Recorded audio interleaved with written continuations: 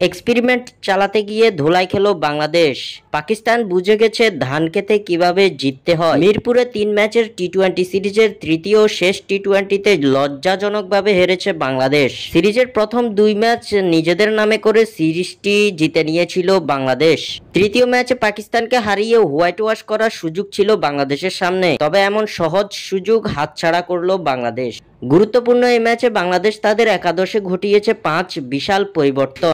মিরপুর শেরেবাংলাতে এদিন টস হেরে ব্যাট করতে নেমে বাংলাদেশের বোলারদের উপর রীতিমতো চড়াও হয়েছেন পাকিস্তানের ওপেনার সাহিবজাদা ফারহান। ৪ ছক্কার বৃষ্টিতে এই ওপেনার সাইম আইয়ুবকে নিয়ে গড়েন ৪৭ বলে ৮২ রানের জুটি। তাদের এই জুটি ভাঙেন নাসুম আহমেদ। এরপর নিয়মিত বিরতিতে উইকেট হারায় পাকিস্তান, তবে শেষের দিকে মোহাম্মদ নওয়াজ ও অধিনায়ক সালমান আগার ৪১ রানের জুটিতে বর করে ১৭৮ রান তুলে পাকিস্তানের দেওয়া বিশাল এই লক্ষ্য তাড়া করতে নেমে পাওয়ার প্লেতে মাত্র ২৫ রানেই ৫ উইকেট হারিয়ে বসে বাংলাদেশ।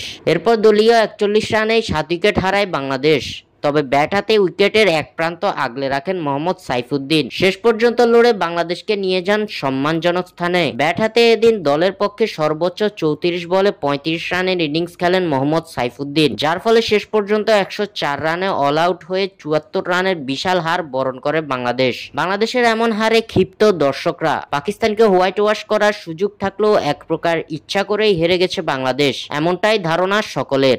স্বাক্ষর থেকে সাদবিন ইসলাম।